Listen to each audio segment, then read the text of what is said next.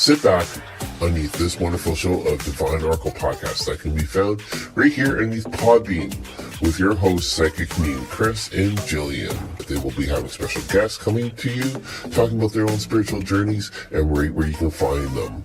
Hey everyone, it's Psychic Medium Brother Chris here from Divine Oracle Podcast. We'll be playing a great episode though that my former co-host, Gypsy Lady Eve, and myself, we sat down and we discussed a lot of things with Christopher Allen Brewer. And Christopher is well known for being a Indigenous person, with also being actually on a lot of TV shows within the spiritual community. Join us as we flash back.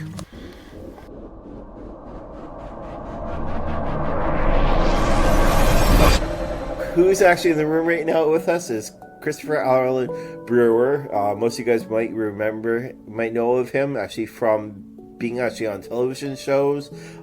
He is sort of like an elder within the Indigenous community.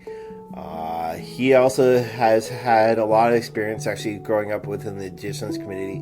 You want to let our viewers know a little bit about you?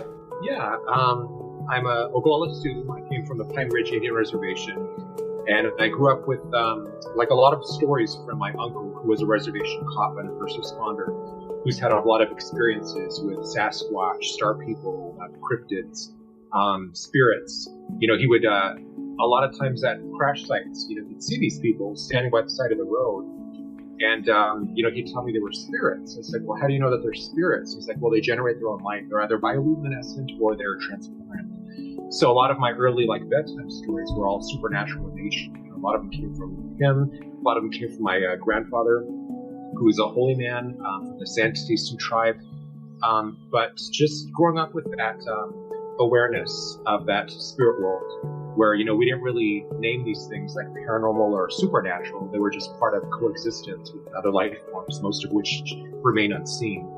So it was always surprising to me too, growing up, that other people didn't have these kinds of experiences, because everyone in my family has had multiple. But it wasn't until Poltergeist came out, Steven Spielberg's Poltergeist in the 80s, that really created a dialogue with other families that also had their own experiences. Because a lot of times we don't really talk about, things that happened to us, because it was just seen as, too strange by the people. But again, our belief systems were just really different. Everything had a spirit. So in a way, we could say like everything's fun, because everything contains a spirit. But yeah, my first haunting was, I think it was about age 5. So my first paranormal investigation was in the 80s. It was when I was age 12. And then from there, I just, I met people. I brought together my own tribe of paranormal researchers, and that just led to a path with, like on television, haunted hospitals, My Haunted Hometown, Paranormal 911, Paranormal Night Shift. So there's a lot of shows I've done. I've done like a lot of traveling, but more traveling for like investigations. Like last year we went to Chicago, researching, Resurrection Mary. We've been to like Queen Mary, Alcatraz, all the big places. And I know also I've seen these little clip though that we're going to show. It was about the Cave of the Winds. Yeah, so that's here in Colorado Springs. It's actually like in Manitou Springs, which is at the base of Pikes Peak. A really big mountain where American Beautiful was written. And it was believed to be an entrance to the underworld. And there's a lot of stories like in other cultures with associations with caves in the underworld. But the youths really didn't believe that there was a portal there. And at the time I had made friends with a Dene man, and he run like a Navajo good shop in Manitou. And he was telling me about this portal. And I'd been there before as a child, but I never went with that kind of perception or that awareness. So we've gone in and gotten all these really interesting pictures, where I really thought I was making authentic contact with the spirits there, which were the old caretakers, the youths that had been to that area. And then somehow it landed on the desk of a producer. So we came back a few months later with a cameraman from the biography channel. And we're underground from like noon to 9 p.m. And we got even more pictures that time. But it's just a very active area. We got to meet like a lot of the staff. Like everyone has a story or something just remarkable that's happening in these caves. And I can completely relate to it, is that caves have long been associated with the underworld and getting to the underworld. And there's caves all over the world, our world, that have this. I don't know what would you call it, that has that capacity to take you to the underworld. Yeah. And I think too in these caves, because there's so many natural crystal formations inside, and underground water, there's limestone. So all these things that create properties that are conducive to hauntings. And, like when you have a crystal, you have that piezoelectric effect where you create a charge. So just the effect of like walking on a property that's built on top of like limestone where there's quartz can generate like an electromagnetic field. So that's either energy that spirit can use to manifest, or maybe it's just like stone tape theory. It's unlocking events that were stored in that stone or that crystal. So it's just a very paranormally active place, and we've done like private investigations there before, and I feel so safe in there, just like so deep in the earth. It's just such a wonderful feeling. Now, for people to get connected more with the Earth, Mother Earth herself, what would you say for people more or less to do? Really just get out in nature. I mean, now's the time where you can really align with all of these. The life force is so strong in the spring. But just the energies of like regeneration, renewal, new beginnings, these fertile energies, such a great time to just go out, just sit, just find a bench somewhere where both of your feet are just planted on the ground. And then just, like you can do breathing exercises. But usually when I go to like Manitou, for instance, I'll just like find a bench and sit there. I'll just like listen to the wind. There's like a lot of running water like in Manitou. So just bringing all those different elements of like nature together, is really, I think, honoring Gaia. One of the things we do here in Manitou is we have these like natural mineral springs. Yeah. So there's 8 producing natural mineral springs, and we'll collect water from each of these places, and then we'll make lemonade out of it. And then they have like these little things that tell about like the Apache, the Utes, the different natives that came through there. And then we'll leave like seeds or like different things for like the wildlife there. But that's a really great way to tune in to that, just this wonderful mountain town. Yeah, I just listened to connecting with Mother Earth. I like what he said about sitting on a bench, should be wooden or stone, and both feet on the ground. And the one teacher I had always said, make sure you take your shoes off so you really are connected. Yeah. Because most of the stuff we have on our feet is synthetic anyway. So take your shoes and socks off and just plant your feet in the ground. That's such a great point. It really is.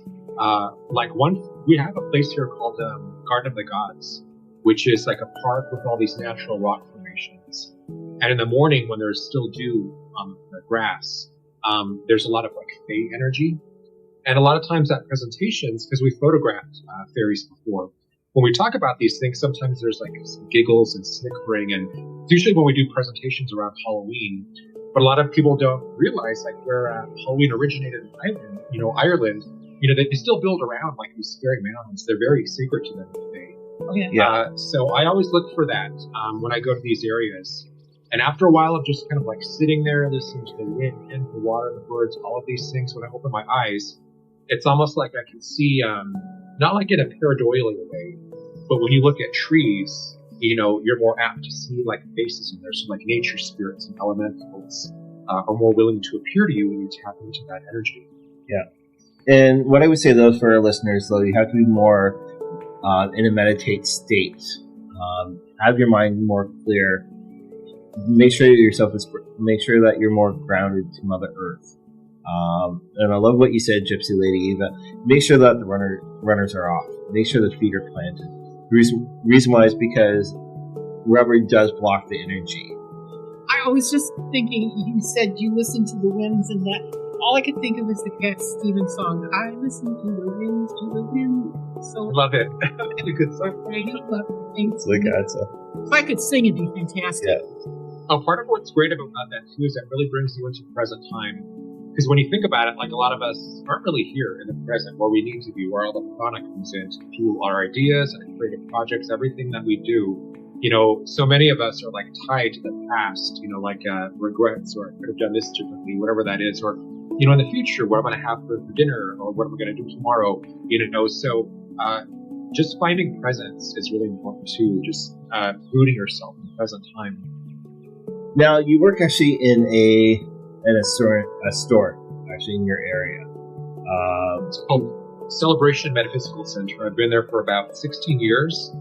The business has been thriving since like 1977. So we kind of like serve the spiritual needs of the community here in the Springs. And, obviously I had my own spirituality growing up. But it was great to work at Celebration when I started and find out about like the belief systems of other cultures, like a lot of things that maybe were like demonized, other people like maybe like voodoo, witchcraft, etc. So I'm the general manager there, but I also help a lot of people that come in, because usually when they come into the store, they need like some kind of spiritual direction. Maybe they're suffering from like an illness, the loss of a loved one. Could be any of those issues.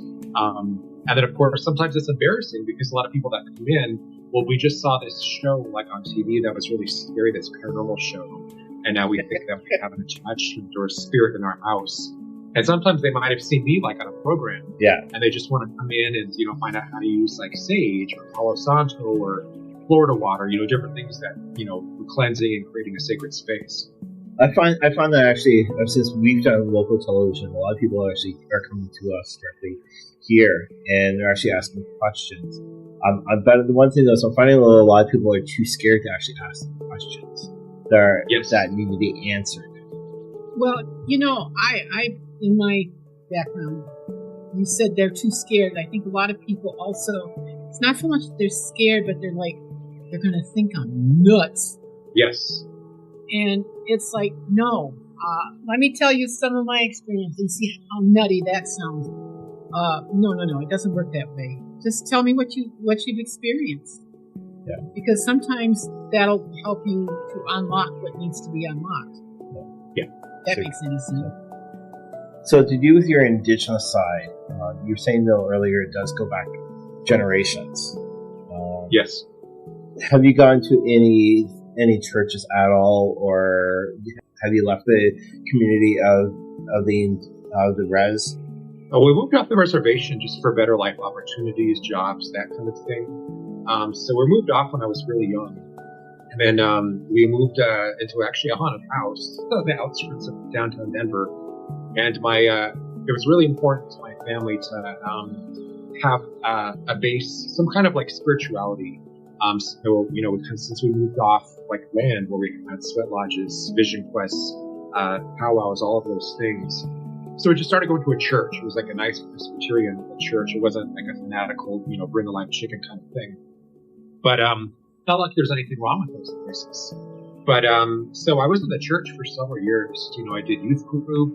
We did like several people in my family like were deacons of the church. But they were just a very liberal, very accepting church. Like they just let anyone through the doors. They were just all inclusive. Accepting of everybody, regardless of orientation, skin, gender, like whatever it was. So, but I kind of left that path. Like in, I guess, the mid '90s. I went through a coming of age ceremony where I got my Indian name from my grandfather, and he was having dreams where one of his eagle feathers was disappearing and reappearing in different places. So he knew it was getting ready to find its new owner. And he had this one dream during his dream time where this feather was rotating. It was floating above this lake. So he went to go to the lake, and he looked down and he saw these bear traps. So he followed him to the edge of the water. When he looked in, he saw my reflection, smiling back at him. So that's how I knew that I was in need of that feather. And he named me Matochante, which is Sioux for bear heart. And along with that, I got a dream journal, which I've since filled up several years ago, because he told me, from this point on, you're going to be establishing a more intimate relationship with the Creator. So you really have to pay attention to your dream time. And not just your dream time, but any like signs or synchronicities that happen to you, any animal totems that cross your path. And this could be like, doesn't necessarily have to be physical. It could be something you dreamt about. Maybe a car pulls in front of you and it's got like an otter or something like on the bumper sticker, or like an animal like on the side of like a delivery truck. These are all ways that animals contact you and like lend you their power. So because bear was like one of my first totems, that's why he named me Mato, which is bear. And then since then, I've got a whole family of animals that have made contact since then. But it was really at that time where I just really started kind of veering away from the church because I really had to focus all of my attention on this new path that opened up for me. How important would you say is keeping a dream journal? It is so important. So, for instance, Pikes Peak, one of our biggest mountains here, I had a dream where I woke up in the middle of the night to go to the bathroom. And I just woke up from this profound dream where there was a big neon sign on Pikes Peak. And it had spotlights. It was like one word.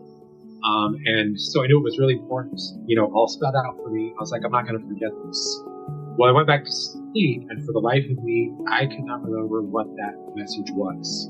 So that's why it is so important to log these down. Even if you're someone that doesn't remember a dream, if you can remember just one, or maybe even like during naps, that just recording them gets in the habit of that dream recall, and then there's something about recording your dreams where those, like my grandfather used to say, we're visited by dream spirits nightly, but they just speak a different language, which is often symbolic. So I used to have them for a lot of like dream interpretation, but it was just, and a lot of times I didn't know what to do with the dream. It's like, well, how did you feel after that? What were your emotional impressions from this dream? So, because there's some things that just, were just left a mystery, or maybe some things that like years later, something happens and you kind of get that spiritual download and it makes more sense. Or maybe you dreams of things that happen like in the future. So just going back, like I wrote a book called Dreamtime Architecture last year, where I had to go back through all of these dream journals. And it was so amazing how many of these dreams were prescient, that really predicted things that were happening like now. And just how different parts of my life were affected, like how different dreams I had kind of spilled out into my waking reality. Because like a lot of our elders believe that dream time is more real than this physical world, as do like the Australian, Aborigines. So, but there's just something about recording those dreams that the author of the dream time knows that you're doing this and gives you more to work with, once you really go down that path of exploring your dreams. You said something earlier, or in the beginning there, and you said something about the symbolic language of the dreams. And one of the things I always told my students is, just remember one thing. Just because it's in the book that said, you get these books that are all about dream symbology, and don't go by that. Use it, but use it only as a guide. Yeah. Not an interpretation, because what a knife means to you, to Chris, to me, are three different meanings. Yeah. And none of them do with anything in the book. But as you dream, that meaning, as you record your dreams and remember them, you will understand what this symbology is of a knife or a dog in the kitchen or something like that. You've got to learn how to read your own dreams. Sometimes it's difficult, but most of the time you eventually do figure it out. Yeah, it's kind of like a lot of the material on animal totems, where someone dreams of a snake, so they look it up, and it's the same thing. It's like one interpretation might not be the truth for someone else. It could have multiple interpretations. I know one time, this was maybe like 2003, but this girl kept coming to the store, and she was getting ready to get married, but she couldn't afford this dress. This whole wedding came down to whether or not she could get this dress. And, the families are fighting about it. And in the meantime, she's having dreams of this big black spider. So she thinks she's cursed. So she comes in and she's like, can you show me how to use sage and different things just to clear this energy? Because this spider keeps coming to me. And I was like, well, spiders are really sacred to Native Americans, and even in England, they call them like money spiders. So they bring like prosperity and abundance, those kinds of energies. But I really got her to turn her thinking around, because a lot of times when we see something in a dream, when we have a vision of something, we have a tendency to attach something negative to it. So it's like a negative omen. So if we see a snake, and maybe what used to work for us before isn't working for us now, maybe that snake is showing you to shed your skin, or like if you dream of like a spider, like this girl did, I kept telling her, like, what is the spider doing? She's like, well, it's just spinning this web and it's going to trap me and suffocate me and kill me. And I was like, well, what is this spider weaving, like this web? What is that made out of? And she's like, well, silk. I was like, okay, what is your wedding dress made out of? It's silk. So it's like, I think this spider is weaving this wedding dress for you. It's creating this dress for you. And it does not want you to worry. It's trying to show you that everything is going to be taken care of. So once I helped her adjust that belief, then she got her dress, everything flowed, to the degree that when she got married, she actually wore like a little studded spider brooch on her wedding dress, and that's her new animal totem. Yeah. There's still things that happen like now, like when I first started working at Celebration, and this man's like, "You're Native American? You don't look Native American." Well, obviously he's never been to Pine Ridge, South Dakota, but where a lot of guys look like me. But I think it's just the epicanthic fold, like the high cheekbones, where like a lot of people just don't know how to take me, and I get like a lot of stares all the time because they're like, "Is this guy Hispanic? Is he Asian?" They don't know where to place him. Of course, everyone has to be put in this particular box. So, you just look at them and say, "Well, of course I'm an alien." Yeah. It's like, but this guy, he found out I was Native American, and he offered to buy my eagle feather, and my jaw just dropped open. Yeah. I didn't know what to say. So fortunately, like a manager came and she kind of intervened, and these are sacred items. They're illegal for anyone else to own. This was given to him during a ceremony. But I mean, I would not sell that for the world. You can pass those things on. But that's just not for sale. And that's what really bothers me if I'm at a store and I see like a China and it says made in China on the bottom. Or because like in the 50s, there was such a fascination with Native Americans, like in a novelty sense. Like little Native American babies you could buy. And a lot of places here, like Cave of the Winds, like the Manitou Cliff Dwellings, all sold these little trinkets, like these native trinkets. And even like now, people doing like Ancestry.com and these kinds of things. And they get really disappointed when there's not like a native ancestry, almost like it's a special Easter egg or a Pokemon card that they hope they get. I understand why people would resonate with native ways, which we need now more than ever. But I think also too, for people that maybe aren't native, they really are. If you align with that energy, it's an energy that you recognize, that you flow with.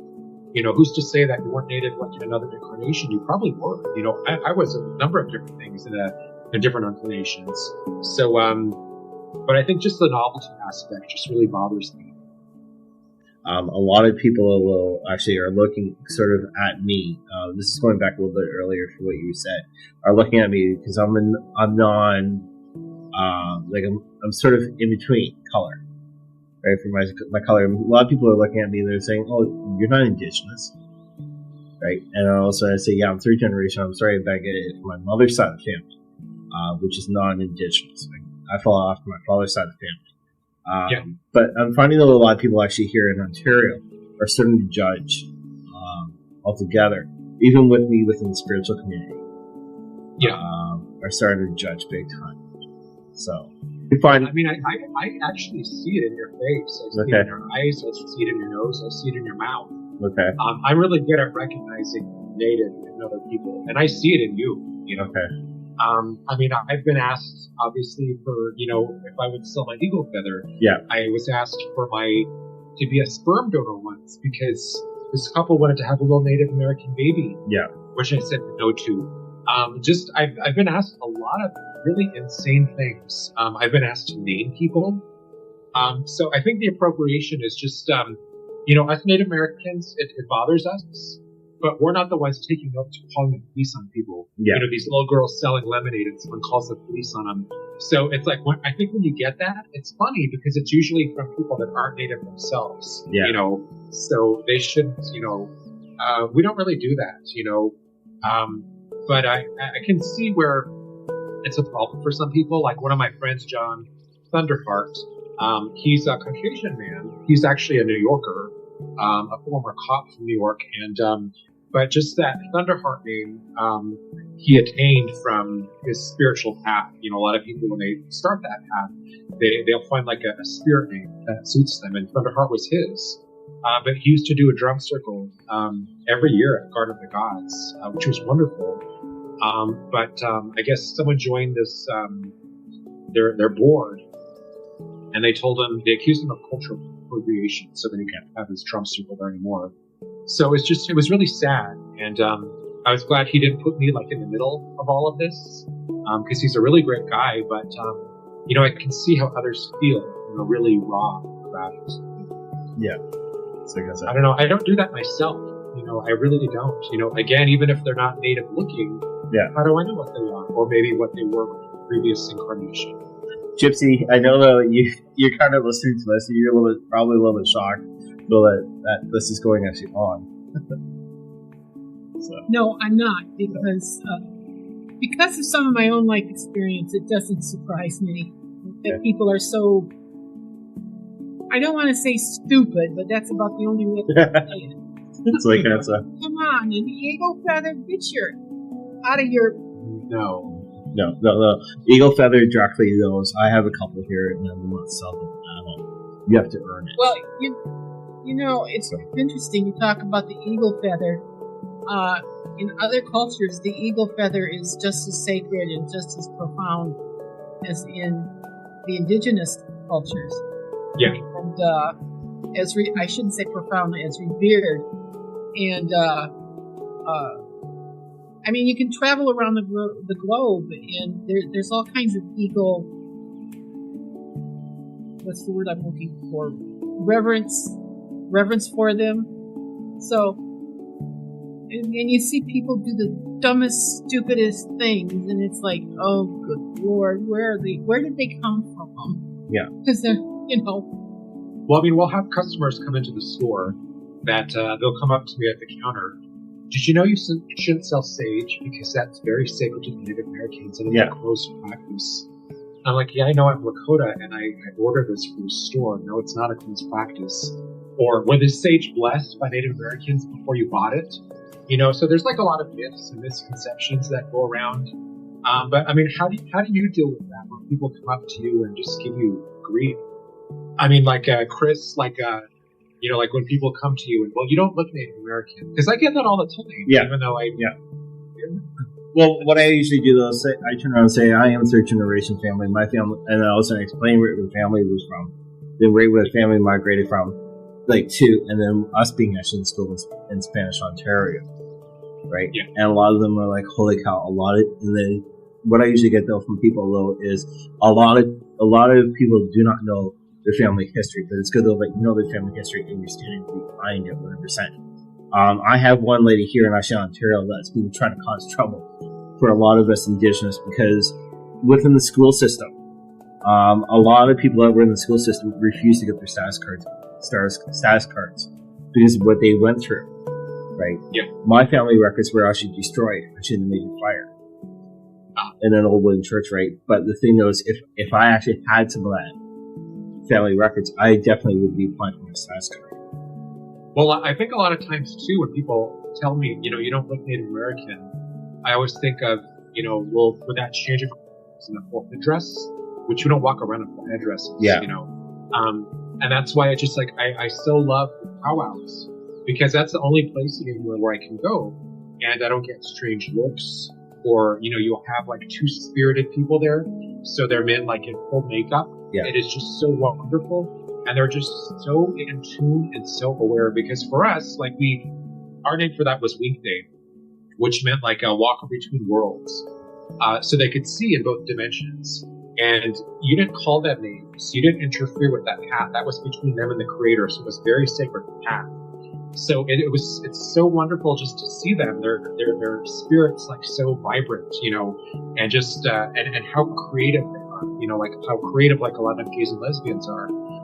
But just that ability too. I spoke with so many gay and lesbian Native Americans that just their perception, even from a very early age, they were able to see spirits or the Fae. Or maybe cryptids, you know, different things, even like star people, you know, well before like others. That was just part of that third eye being open, like more open than others, because again they were a walk between worlds. Do you feel that yourself? Do you feel that you're more perceptive? I would say, yeah. The reason was because usually I say to people, I'm not a male or female. And most people are like, what? I'm like, learn your history. I am a two-spirit person. And they're like, well, with you, and I say, I walk in between both male and female. Yeah. Right? I mean, for us, there was nothing weird about it. No. You're holding the energies of both the male and female spirits. It made perfect sense to us. Yeah. I don't know why people get so bent out of shape. I really don't. Have you done investigations, and what are some of the highlight of locations have you gone to for investigations? Well, Queen Mary was one of my favorites because we stayed there, and it's got so much history. There's been so many people on that ship, like royalty, Elizabeth Taylor, just like so many big names, Judy Garland. But so you have all of that residual energy from that timeline, but it was also like a military ship, which actually collided with another ship during World War II, which had a Suracow, which sliced it in half. So I think there was about like 150 or more men that they just had to leave in the water because they were facing like a threat of like a U-boat attack. So there's parts of the ship where you can go and they've had recordings of that ship hitting the Suracow and them screaming and things like that. But like the holy grail of like all of my investigations was being able to investigate that first class pool room, which they really don't allow people into anymore because it's kind of collapsing into like the boiler room. It's just not as stable. It takes a lot of money to restore that ship and to keep it stable. But there's a little girl, Jackie, that haunts that area where she was a little girl that drowned in the first class pool room like in the 20s or 30s. And she'll leave these like little wet footprints, even though there's no water in that pool anymore. So I got a photo of these footprints there. We got an EVP in there. And it was really funny because this paranormal tour we took, and we started like maybe like 15 people, and by the end there was only 2, because it was just so made a lot of people uncomfortable. And then once you start playing EVPs with this little girl crying for her mom, that was pretty spooky too. But again, the paranormal, supernatural, whatever you want to call it, that's just part of our DNA, part of coexisting with other forms of life. I did Chicago last year, where we went in search of Resurrection Mary, who was a female who was hit coming back from a ballroom in the 20s or 30s, and people still see her, and she'll ask people for rides, and then she'll disappear. But what I love most about that legend was just like the hauntings in Japan after the tsunami, was that you have a lot of cabbies that they have it on record when they started that fear, their meter, up until the point when they realized that person wasn't in the back seat anymore. So there's this place there called it's a Chet's Melody Lounge, but a lot of people have gone there for like a drink, like after they thought they just hit someone or someone disappeared from the back seat. So that's where like a lot of the stories are shared about Resurrection Mary, and every Sunday they serve a Bloody Mary in her honor. So we went Sunday, like on a Sunday last year in October, and listened to all the legends about her. It's just right across the street from Resurrection Cemetery. But that's still something that's very much alive. People still see her, and I don't get the skeptic. I understand if people want to debunk certain elements of paranormal or supernatural occurrences, but in her case, there's just so many stories you can't deny. Same thing with Jackie. There's so many people that have heard her or seen her. She's, that Queen Mary has been on so many different specials, like Unsolved Mysteries. So just being able to go to these places is just walking into like a living ghost story. And I love being able to do that. Yeah, have you ever done Zach Bagans' location down there in Nevada? Yeah, we did a special investigation. It was like an overnight thing. So we were there like midnight, like onwards. I think it wrapped up like around 2 a.m. They turned off all the lights, and you just got to walk around with these flashlights, and you couldn't do any of your own recording. But a lot of that was really heavy energy. Like one room was just the van that Dr. Kevorkian used for his assisted suicides. So I couldn't even completely walk into that room. It was like when we investigated like Alcatraz. We investigated Alcatraz one night, and that energy was so heavy and they put us into solitary confinement, and I had backed up against the wall, and I swear it felt like someone stabbed me, like I winced. And then once they finally let us out, I went around the corner, and there was this whole case of, different shanks that had been created, back when it was still populated with prisoners and stuff. So I think that was maybe like a residual energy that was in there. Okay. But I was so happy when we finally made it to like the well-lit gift shop, but it was the same thing with Zach Bacon's museum when we left. For 2 blocks, we heard someone following us, even though we couldn't see anyone. So that's why it's a good idea if you do like investigations, if you go to this museum, just to have something like selenite to cleanse your energy field, or black tourmaline, which offers like protection, black onyx, black obsidian, because we didn't have anything on us. It's just kind of like a tourist trap. So let's check it out. And it's a really fascinating place, but it's just, there's so many parts of it that are dark, and not just dark as in they irradiate their own energy. It's a lot of thought forms. It's dark, or it's cursed because they say it's cursed and it's been on TV. So let's go and see this thing, and we believe it's cursed. So we're just kind of like, it's almost creating like a toolkit or like a thought form. Yeah. You bring it to life. Yes. Now, have you done anywhere actually in Michigan by any chance? Not Michigan, no. Okay. You gotta come. We gotta go to Detroit. That place has got so much haunted stuff and paranormal stuff. It's unbelievable. So what would be like one of the top 10 places out there to go to? Ooh, there's the asylum. I can't remember it right offhand. It was a big one. There's lots of activity there. The old any place downtown has got all kinds of stuff going on. You just pick the store you want to walk into, and there'll be something going on. Yeah. You get out into the Grosse Pointe area, which is kind of a little bit north of Detroit, and it's whatever I call it the rich bitch area, where the wealthy live. And we've done the Ford Estates, and those places have got spirit like you wouldn't believe. Wow. That's all kinds of stuff. So we got all kinds of stuff. You want to come out here? We can give you something. Oh my gosh, Gypsy, I would love to. Now, go ahead. There is one place I really wanted to get to, and I'm told it's very haunted. It's kind of like a Mariners Museum. Oh, yeah. Oh my God. And can I tell the story, or is there not enough time? There's plenty of time. There is a chapel down there called the Mariners Cathedral. If you've ever listened to Gordon Lightfoot's song about the Edmund Fitzgerald, it's mentioned. Anyway, a friend of mine plays bagpipes, and she knows the pastor there, and he asked her to play on a Mariners Sunday. I'm not exactly sure what the connection is, but she always plays the bagpipes and pipes, several things. Anyway, we were there, and I swear, I looked up, and there was sailors all along the one wall, and they were all dressed in different uniforms.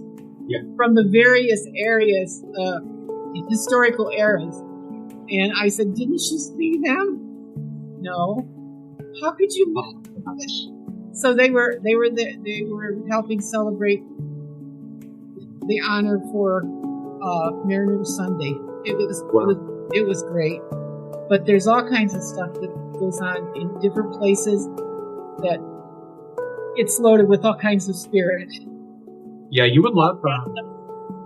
USS Hornet was one of the places we investigated. It's because one year we went to California, we did like Winchester Mystery House, all these places, but we went on the USS Hornet one night, and what I loved about that was a lot of the spirits they see are of the sailors, who are just still full of duty.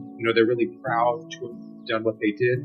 So a lot of them are still just on the ship. They love that old ship. But they also see this, like the St. Elmo's fire, which is like that weird, like blue plasma that collects on things. So it's not all just like paranormal. That ship's done like a lot of weird, like classified missions. It brought back like some of the astronauts who, like when they landed, like Neil Armstrong, and it's got a lot of history. But mariners museums, asylums, places that have just, all of this history. I'm right now I'm creating it's called the Restless Spirits Oracle Cards, but it's a lot of places that I've investigated. And as paranormal investigators, we take a lot from the environment. We take readings, we take pictures, we take recordings. A lot of times, if we give anything back, it's just like our own, psychic residue, of fear or whatever that is. So I really wanted a way to acknowledge and honor these spirits that are in these sites. Like Jackie, for instance.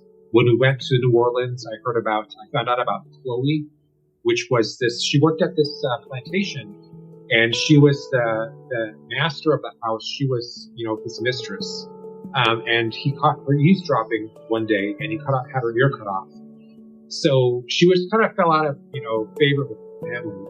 So there was oleander leaves pouring outside the house, and she wanted to bake the family a cake and just put enough leaves in there to make them sick where she could nurse them back to health. But she ended up killing 2 of the children. I think the woman also died. So the master survived, but she was hung.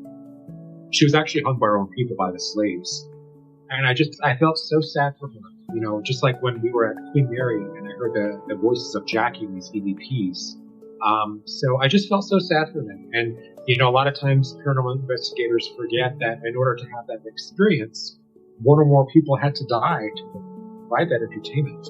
So I just really wanted a way to acknowledge the spirit. So like one side will have the picture, and then the other side will have, like the history of, maybe Queen Mary, the plantation house, wherever it is. And then it'll tell about, who they were when they were alive. So that's what I'm working on right now. But I'm really doing a lot of research into like a lot of the asylums, museums, things like that. Yeah. When I go into these places, I'm really, even before I go into the house, I feel that energy, just like I'm sure you and Gypsy do. Yeah. When like what areas of property, spirits gravitate to or stuck in, or, whatever that is. So when I go into a house, it's almost like, my eyes are open, but I'm really tuning into different vibrations, different, like how my body feels, if I'm smelling anything, if I feel hot, because I've been in some places that have like, maybe people have died like in a fire. We were in me and my husband were in Las Vegas last year, and we stayed at the Horseshoe, which used to be the original MGM Grand. And in November of 1980, a fire broke out. This was before the fire code, so there weren't sprinklers and fire hoses, all these things, but it killed 85 people. So when I went in there, we had gotten a coroner's report, and there was an elevator where 10 people had died in the elevator. Because back then there wasn't a way to siphon the smoke out of like the elevators and air conditioning units, all of that stuff. So that was an area where I smelled like a lot of burning and picked up on a lot of those kinds of impressions of that fire. All right. So what would you say to people that are actually want to get more in tune with the spiritual side? What are some of the guidelines of what you would suggest for people? I guess just remember that we come into this life with a host of guidance. Whether that's spirit guides, guardian angels, ancestors, animal totems. There's always some force, some divine force to tap into. You have to start somewhere. But usually when I'm looking for divine guidance or to make contact with something beyond this realm, I'll just put it out. I'll just ask. A lot of people forget that. A lot of times they'll forget that that's all you have to do is just ask and put it out there. But I always tell them too to pay attention to everything that happens after that request, that petition, that prayer, because that could come in your dream time, that can come in a synchronicity, that could come on a bumper sticker you pull behind. Maybe a person that you haven't seen for a number of years comes back into your life. So all of those kind of like out of the ordinary things you really want to acknowledge, because we dismiss so many things. I had the funniest dream last night. Well, it's probably a message for you, but don't dismiss it like that. Don't put it down. Yeah. Like when we have impressions of being observed or someone watching us, that's a sixth sense. A lot of times we just kind of like dismiss that. I encourage people too to, if you're not already keeping a dream journal, maybe just like a little journal where you write in these things like this. Well, this was interesting synchronicity, or the strangest thing happened you'd be surprised how quick you could fill up page after page after page. But so much of our spirituality is still being stripped away. Well, this is real and this is not. We kind of live in a world where there's like a lot of fake news. There's like a lot of AI. It's getting hard to distinguish like what's real and what isn't. And that's why it's really important to hold on to your own truth and know what that is. And how can people reach out to you? Yeah, they can on Facebook. I'm just look for Christopher Allen Brewer. I have an IMDb page. You can just type in Christopher Allen Brewer. My website is spiritchasers.com, and I've got pages where I do like free videos, blogs, and on Instagram it's Krista Milano, CRISPOMILANO.